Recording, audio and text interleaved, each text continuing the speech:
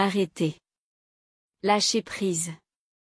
Tard dans la nuit, lors d'une visite chez mes beaux-parents, mon beau-frère célibataire m'a soudain entraîné dans le débarras.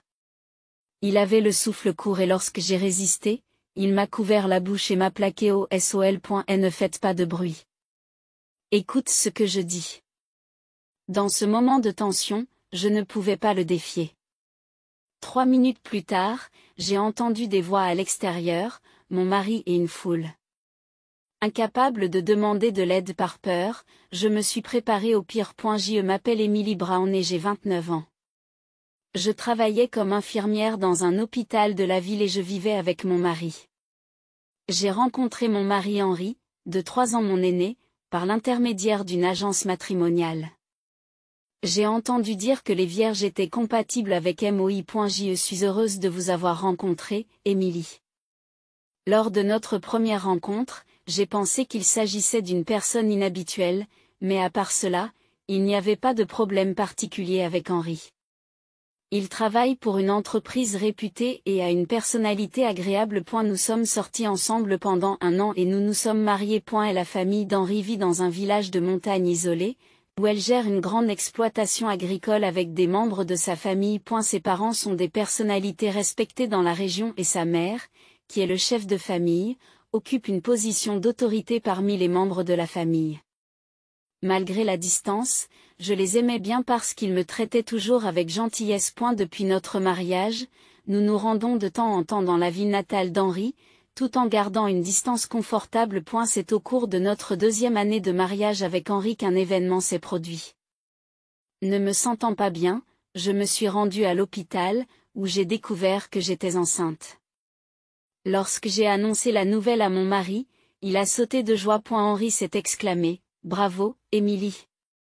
Je suis incroyablement heureux. » Il m'a serré très fort dans ses bras et je me suis sentie enveloppée de bonheur. Nous devrions l'annoncer immédiatement à mes parents. Ce week-end-là, nous avons donc visité la maison de sa famille. Henri a annoncé: « Maman, papa, Emily est enceinte. » Ses parents ont fondu en larmes de joie en entendant la nouvelle.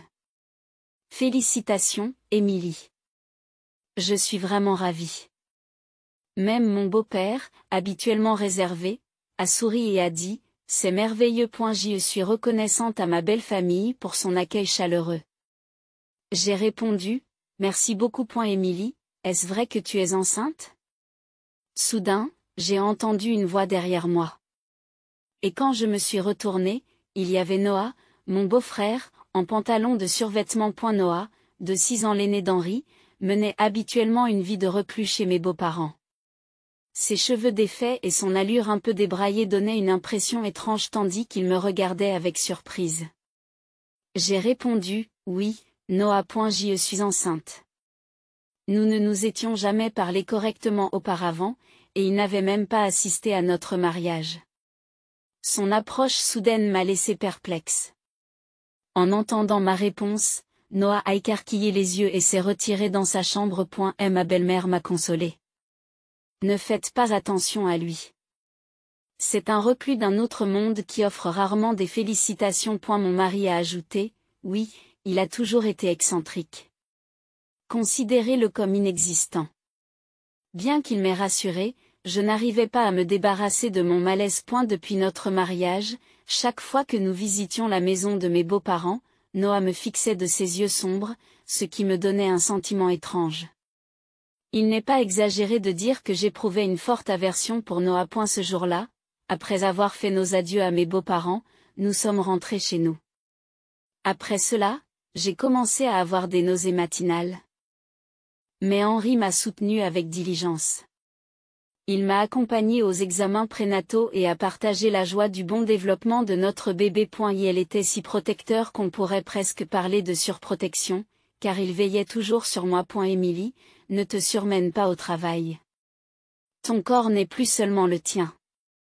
J'ai gloussé et j'ai répondu: « Ne t'inquiète pas, j'en ai déjà parlé à mon employeur qui a allégé ma charge de travail. J'attendais avec impatience le jour où je pourrais donner naissance à notre enfant. Environ 1 mois après notre dernière visite chez mes beaux-parents, quelque chose s'est produit.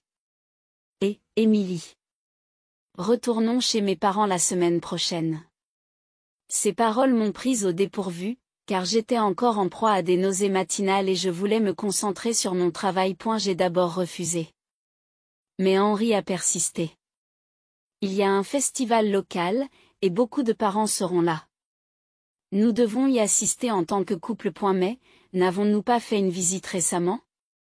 Cette fois, je veux vraiment que tu viennes. Je te promets que nous irons, alors prépare-toi. Malgré mes tentatives pour refuser gentiment, Henri est resté têtu. C'est alors que ma belle-mère a appelé. Émilie, je ne m'attends pas à ce que tu fasses les tâches ménagères pendant ta grossesse. Je veux juste qu'Henri et toi profitiez du festival.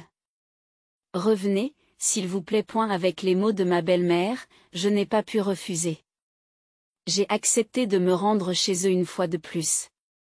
Après avoir voyagé pendant plusieurs heures jusqu'à la maison de ma belle famille, les parents d'Henri m'ont accueilli avec une grande joie. Vous arrivez au bon moment. Ce soir, c'est la fête d'avant-festival. Mangez à votre faim. La table était remplie de mes plats préférés et ils m'ont traité avec générosité.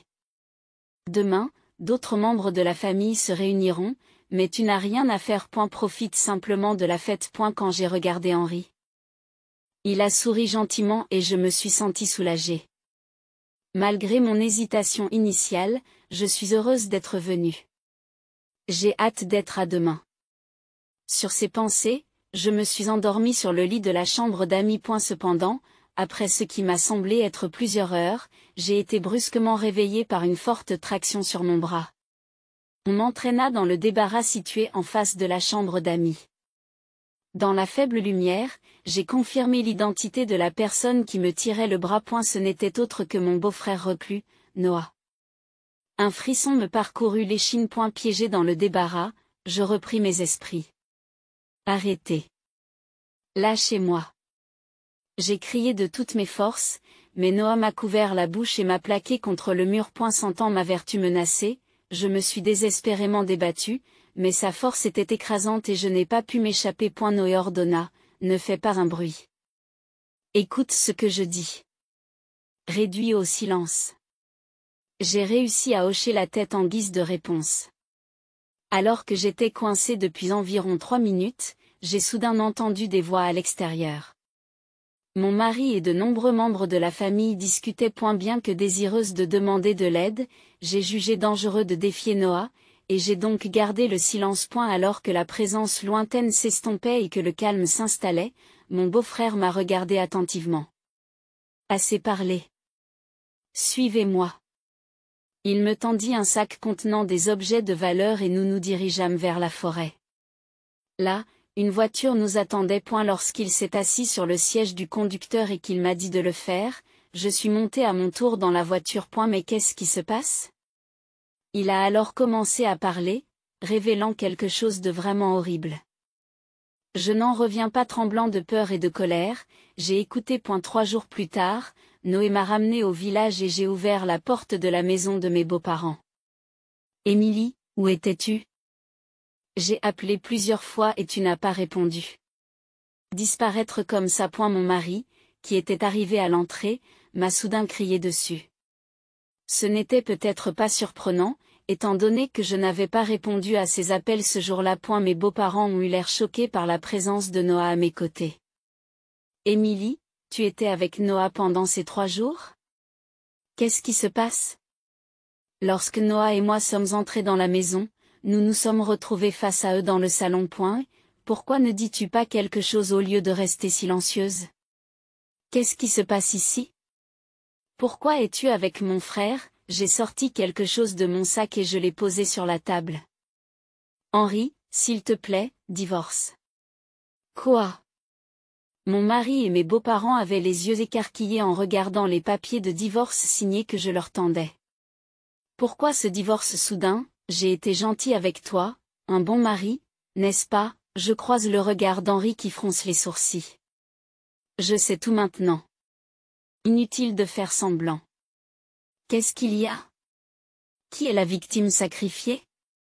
En fait, quand j'ai été piégée par mon beau-frère dans la salle de stockage, j'ai faiblement entendu une conversation. C'était mon mari et d'autres membres de la famille qui disaient que la victime sacrificielle avait disparu. Trouvez-les. Vous m'avez effectivement qualifié de victime sacrificielle. De+, n'avez-vous pas ordonné aux proches de me trouver, de me faire sentir une substance, puis de m'attacher et de me ramener, maman? Lorsque j'ai raconté cela calmement, mes beaux-parents et Henri ont semblé pris au dépourvu. Ah! Qu'est-ce que tu racontes, tu dormais à moitié? Oh, Émilie, tu dis des choses si étranges. À ce moment-là, je les ai regardés en face. J'ai interrogé Noah sur la foi des loups du clan. Alors que nous nous enfuyions en voiture, mon beau-frère m'a expliqué que les proches parents et les habitants de la région vénéraient quelque chose qui s'appelait le loup. Ils organisaient des festivals pour célébrer les récoltes abondantes, offraient des produits récoltés et bien d'autres choses encore. Cependant, pendant les années de mauvaise récolte, un autre type d'offrande était fait pour prier pour la prospérité. Lorsque j'ai demandé quel type d'offrande était fait pendant les mauvaises récoltes, il a hésité. Une femme enceinte née sous le signe de la Vierge. La sacrifiée est censée apporter la prospérité. J'ai été stupéfaite par cette histoire incroyable, mais le comportement étrange de mon mari, de ma belle famille et de mes proches a confirmé que Noé ne mentait pas. Apparemment, la récolte de cette année a été exceptionnellement mauvaise. Alors, tu as l'intention de me sacrifier, n'est-ce pas? J'interroge Henri, qui continue de nier. Et, nous sommes en 2024. Noah te taquinait, c'est tout. Nous ne ferions jamais une chose pareille. Mais l'instant d'après, mon beau-frère a sorti un dictaphone et l'a écouté. La mauvaise récolte de cette année est grave. Le loup est peut-être en colère. Nous devons bientôt faire une offrande. Dans ce cas, offrons ma femme, Émilie. Elle est vierge et enceinte. Bien joué, Henri. Vous avez pensé à tout pour la famille. Ensuite, lors de la prochaine visite, nous la ciblerons au milieu de la nuit. L'enregistrement a révélé leur stratégie pour me capturer, orchestrée par mon mari, ma belle famille et mes proches. En écoutant, Henri et ses parents pâlissent. Et, vous nous avez enregistrés en secret, mon mari s'est jeté sur Noah pour tenter de lui arracher l'enregistreur. Mais mon beau-frère l'a esquivé habilement, jetant un regard silencieux à Henri et à ses parents. J'ai contacté l'agence matrimoniale, tu sais. J'ai entendu dire que vous aviez une préférence marquée pour les femmes vierges. M'as-tu épousé avec l'intention de me sacrifier dès le départ? Lorsque j'ai insisté davantage, mon mari a fini par craquer, avec un sourire narquois. Si la récolte n'avait pas échoué, nous serions toujours en couple. Mais maintenant que c'est le cas, te sacrifier est tout à fait naturel, n'est-ce pas? Te rends-tu compte de ce que tu dis? Tu étais prêt à sacrifier notre enfant à naître. C'est nécessaire pour notre famille. Il n'y a pas d'autre solution. Où est passé le mari au grand cœur? Devant moi se tenait Henri, totalement immergé dans la tradition tordue, arborant un sourire malveillant. Wolf, je ne serai pas la victime d'une foi aussi absurde. Je divorce et je m'échappe. Rédige les papiers du divorce. Alors que je criais, ma belle-mère a haussé les sourcils. Comment oses-tu te moquer du loup? Misérable femme. Mon beau-père et mon mari se sont levés, m'agrippant les bras des deux côtés. Nous n'avons pas encore achevé le rituel. Maintenant encore, nous te sacrifierons. Coincée par eux, ma belle-mère s'est approchée, tenant un tissu imbibé d'une substance quelconque. Mais l'instant d'après. Ne bougez pas. Sur ces mots, un inspecteur a fait irruption dans le salon. Mon mari et mes beaux-parents se sont figés, choqués par l'intrusion soudaine de la police. Noah et moi avons discuté de tout au poste de police principal de la ville. Aujourd'hui, l'inspecteur m'escorte. Une enquête est en cours dans le quartier. En entendant mes paroles, ma belle-mère écarquille les yeux et regarde Noah. Vous. Tu as parlé à la police. Oui, j'ai tout raconté. Mon fiancé a aussi été sacrifié. Mais la révélation de mon beau-frère ne concernait pas seulement la foi du loup. Il y a 10 ans, au cours d'une autre année de mauvaise récolte, sa fiancée, une femme nommée Sophia, a été sacrifiée par la famille. Noah avait essayé de la sauver. Elle était enceinte de lui, mais il s'est retrouvé enfermé. Ne sachant pas vers qui se tourner, et la perte de sa fiancée l'a plongé dans l'angoisse mentale et il est devenu un reclus. Je regrette de ne pas avoir pu sauver Sophia. C'est pourquoi j'ai fait semblant d'être distant toutes ces années, en veillant sur vous pour éviter une autre victime. Oui. Depuis le début, mon beau-frère a essayé de me protéger. Le jour où il a appris ma grossesse, il a exprimé sa crainte de me voir sacrifiée. Et toutes ses actions ce jour-là visaient à m'aider à m'échapper. Henri, tu es plongé dans la foi des loups depuis des années. Quand j'ai découvert qu'elle était une vierge, j'en ai eu des frissons. Vous allez trop loin. Et qu'en est-il de Sophia? Tu étais derrière ça aussi. Essayer de sacrifier Émilie, même elle, aucun d'entre vous n'est humain. Vous êtes des monstres. Lorsque la police a appréhendé mes beaux-parents et mon mari, ils nous ont regardés, Noah et moi, avec haine. Enfin, vos crimes sont révélés. Que cette maison Richard s'écroule. Face à eux, les yeux de mon beau-frère ont croisé les leurs et ils ont crié, c'est absurde. Soudain, un autre officier se précipite et chuchote quelque chose à l'inspecteur. Nous venons de découvrir de multiples restes de squelettes dans ce qui semble être un sanctuaire au fin fond des montagnes de votre propriété. Pouvez-vous nous donner plus de détails? Oh, c'est fini.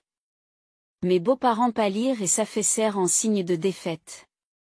Henri m'a fixé avec des yeux injectés de sang.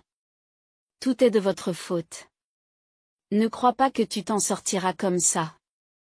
Je ne vous pardonnerai pas d'avoir sacrifié tant de vies pour cette foi ridicule. Rends-toi tranquillement et paie pour tes péchés. C'est à lui que j'ai adressé mes derniers mots. Ensuite, mes beaux-parents et mon mari ont été emmenés en criant. Lorsque j'ai jeté un coup d'œil à mon beau-frère, des larmes coulaient sur son visage. Par la suite, une enquête de police a révélé que la famille pratiquait des rituels depuis plus d'un siècle. Lorsqu'ils ne disposaient pas d'une parente convenable, ils enlevaient des victimes ailleurs pour les sacrifier. Parmi les restes de squelettes retrouvés, l'un d'eux appartenait à Sophia, qui avait disparu. Mes beaux-parents et Henri, ainsi que d'autres membres de la famille impliqués dans l'incident, ont été arrêtés. L'affaire a été très médiatisée et la maison de leurs ancêtres est sans aucun doute au bord de la ruine. Mes beaux-parents et mon mari sont maintenant derrière les barreaux et ne sortiront probablement pas de sitôt. Mon beau-frère, qui n'a pas été impliqué dans les événements, va commencer une nouvelle vie en ville. Il a parlé de vivre en souvenir de Sophia, ce qui lui a donné l'impression d'être un peu seul. Quant à moi, le divorce avec Henri a été prononcé et je suis retournée vivre chez mes parents. Mon enfant est né en toute sécurité, avec le soutien de mes parents, je relève les défis de la maternité. À l'avenir, j'ai l'intention d'affronter la vie avec force et résilience. Comment avez-vous trouvé cette histoire? N'oubliez pas de vous abonner à notre chaîne. À la prochaine fois.